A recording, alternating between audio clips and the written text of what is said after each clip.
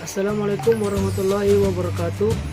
Perkenalkan, nama saya Yusuf Turya Ramadan dari kelas BI Core NIM 200303501023 akan mempresentasikan hasil kerja kami BEM Teknik Olahraga mengenai olahraga akuatik.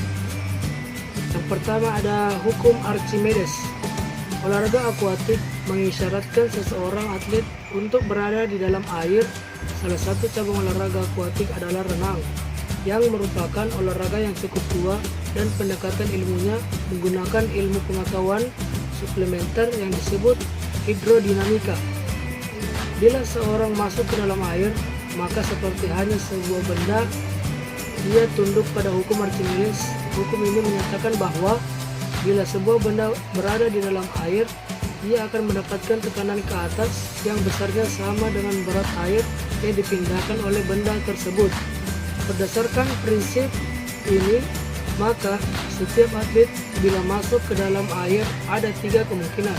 Yang pertama adalah mengapung atau mengambang, melayang atau seimbang, dan yang ketiga adalah tenggelam. Dan yang kedua ada berat jenis. Apakah itu berat jenis? Berat jenis adalah suatu benda, ialah perbandingan antara gaya berat dan gaya apung dari suatu benda. Bila di darat, seorang mempunyai berat badan dan gaya berat tersebut bekerjanya tegak lurus ke bawah dan titik tangkapnya adalah pada titik berat badan. Bila seorang ada di dalam air, kecuali gaya beratnya, ia juga mendapatkan gaya yang disebut gaya apung. Gaya ini adalah gaya yang didorong yang bekerja tegak lurus ke atas. Gaya apung ini bekerja pada titik pusat yang disebut titik apung. Jadi, berat jenis sama dengan gaya berat atau gaya apung. Bila gaya berat dan gaya apung sama besar, berarti berat jenis sama dengan X per X sama dengan 1. Dari sini dapat kita simpulkan bahwa bila berat jenis atlet sama dengan 1, dia di dalam air dalam keadaan setimbang. Segala kedalaman di air di dekat permukaan, di tengah kedalaman, di dekat dasar air, dia akan bertahan dan diam dalam kedalaman tersebut. Bila berat jenisnya lebih dari 1, artinya gaya beratnya lebih besar dari pada gaya apung, maka gaya berat yang berlebihan ini akan mendorong atlet terus turun sampai ke dasar air. Si atlet akan tenggelam.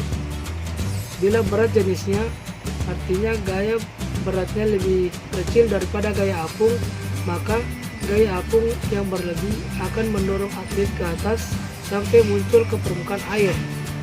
Si atlet akan terapung atau mengambang. Perbedaan berat jenis pada perenang disebabkan oleh perbedaan postur dan perbedaan komposisi tulang, otot. Nampaknya atlet yang gemuk berlemak cenderung berat jenisnya kurang dari 1. Atlet tersebut dapat dengan santai tiduran di permukaan air. Atlet yang ramping dan tulang kerangkanya besar cenderung berat jenisnya lebih dari 1. Dia harus selalu bergerak di air. Apabila diam di tempat, tungkai dan tangannya harus mengayuh agar tidak tenggelam. Sedang berat jenisnya mendekati angka 1 ialah orang-orang yang berotot dan posturnya bagus. Dia tidak dapat mendapat kesukaran saat mengapung. Dan adapun yang ketiga ialah titik berat dan titik apung. Titik berat benda badan letaknya tidak selalu sama dengan titik apung. Pada bab-bab terdahulu, kita telah banyak membahas tentang titik berat. Dikatakan titik berat letaknya lebih kurang 57% dari tinggi badan. Ini disebabkan karena massa pada badan terfokus pada daerah itu. Kalau tiba-tiba berat tergantung pada massanya, maka titik apung tergantung pada volumenya. Orang yang dadanya bidang, titik apungnya lebih tinggi daripada orang yang banyak lemak dan pada pahanya. Kemampuan orang mengapung dan diam di dalam air banyak ditentukan oleh letak titik berat terhadap titik apung adalah sebagai berikut. Yang pertama, bila titik berat berada di atas titik apung, orang tersebut cenderung kepalanya turun ke bawah. Bila titik berat sama tinggi atau berlimpit dengan titik apung, orang tersebut dapat terapung dengan datar atau horizontal. Sedang bila titik berat berada di bawah titik apung, orang tersebut cenderung kakinya turun ke bawah. Selanjutnya ada yang keempat, perkembangan teknik berenang. Dari waktu ke waktu terjadi eksplorasi dalam usaha meningkatkan efisiensi dan aktivitas pada teknik renang, yaitu dengan jalan. Yang pertama, menghasilkan gaya propulsif atau propulsive force yang sebesar-besarnya. Dan yang kedua adalah mengurangi gaya resisten atau retardation menjadi seminimal mungkin. Seperti kita ketahui bahwa gaya propulsif atau postulat adalah gaya produktif, yaitu gaya atau force yang menghasilkan gerak maju ke depan, sedangkan gaya resisten atau retardation merupakan suatu hambatan gerak atau drag. Kalau kita melakukan kilas balik historis dalam dunia renang, asas-asas dari gaya tadi berkembangnya bertahap sebagai berikut. Yang pertama adalah masa alamiah. Mekanisme gerakan renang atau mengacu pada kehidupan hewan, misalnya gaya renang dari anjing, katak, dan ikan. Pendekatan ilmunya masih merupakan belantara yang gelap. Dan yang kedua adalah masa tradisional. Mekanisme gerakannya berada pada pertimbangan empiris. Manusia sudah terbiasa di darat dan kalau bergerak menolakkan kakinya pada tanah. Di air analoginya begitu juga menolak pada air seperti mendayung.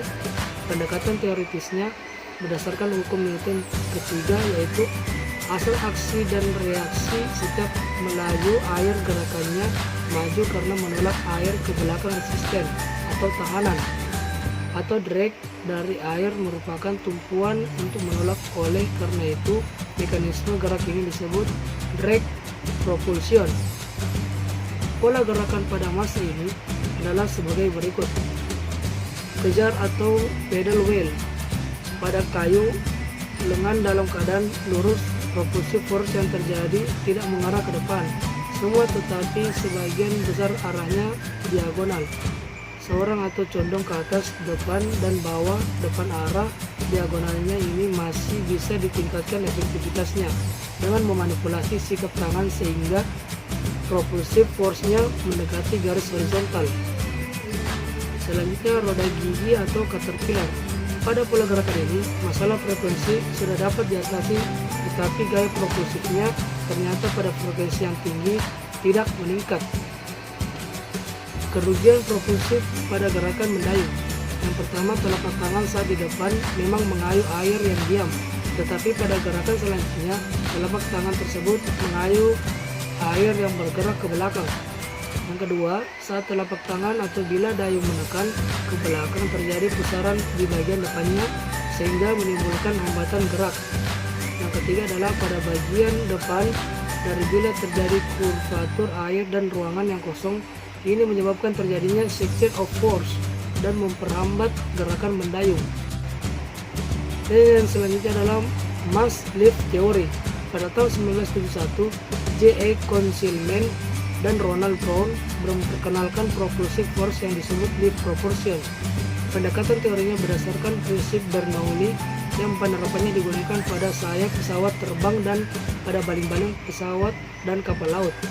Pada masa ini, pola gerakan menanggulangi kerugian-kerugian yang terdapat pada masa tradisional tersebut. Di atas telapak tangan tidak lagi bergerak seperti mendayung atau menepis, tetapi gerakannya menyisir atau shifting. Dengan menyisir, mekanisme gerak ini di sini memanfaatkan daya angkat seperti pada sayap pesawat terbang atau baling-baling pada kapal laut. Arus angin pada bagian konveks sembung atau konveks cekung menyebabkan terjadinya perbedaan tekanan statis sehingga terjadi daya angkat. Pembaruan pada teori ini adalah yang pertama, pola geraknya tidak harus lurus ke depan dari depan ke belakang, tetapi melengkung berbentuk elips. Bentuk gerakan elektron yang berupa gerakan tangan menyisir dan melengkung ke samping dan kanan, atas bawah.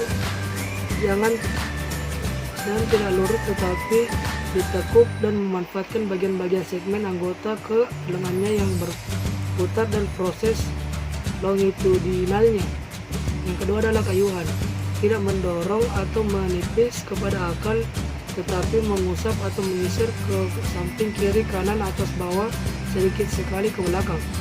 Yang ketiga adalah kayuhan, tidak pada air yang bergerak ke belakang tetapi pada air yang diam. Yang keempat adalah daya angkat terjadi berdasarkan prinsip atau efek Bernoulli. Untuk mendapatkan efisiensi gerak yang besar, sebaiknya kita menggunakan rumus sebagai berikut. P sama dengan P kali X, di mana P kali S, di mana X sama dengan frekuensi kayuhan dan S sama dengan panjang kayuhan. Gerakan lengan yang ditekuk dan mengobatkan bagian-bagian yang segmen anggota lengan yang berputar sebaiknya berdasar pada prinsip kinetic link, yaitu menghimpun kecepatan linear dari setiap segmen. Gerakan yang mulus dari proses mentransfer momentum sudut dari satu segmen ke segmen yang lainnya. Selanjutnya adalah 5. Memodifikasi teknik gerak dan komposisi tubuh. Pada cabang olahraga renang ada yang disebut feel of water, yaitu suatu penyelesaian dari teknik gerak terhadap komposisi tubuhnya. Yang pertama adalah bila beban terlalu besar, harus dicari mekanisme gerak sehingga gaya yang dikerahkan menjadi lebih ringan. Kalau keuntungan mekanis dari sebuah tuas itu adalah dengan kekuatan atau lengan, beban berarti makin kecil lengan, makin besar KM-nya. Sebaliknya pun begitu. Dan yang kedua adalah tangan masuk ke air, hand pitch atau hand attack. Fleksi tangan atau disebut juga dengan istilah sudut orientasi. Kalau terlalu kecil, liftnya kurang, sebaliknya kalau terlalu besar tenaga yang dikerahkan, semakin besar sudut disesuaikan dengan power perenang.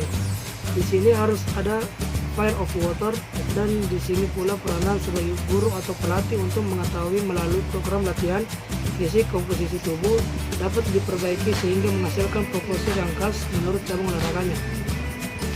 Sekian dari presentasi saya, semoga bermanfaat. Sekian, assalamualaikum warahmatullahi wabarakatuh.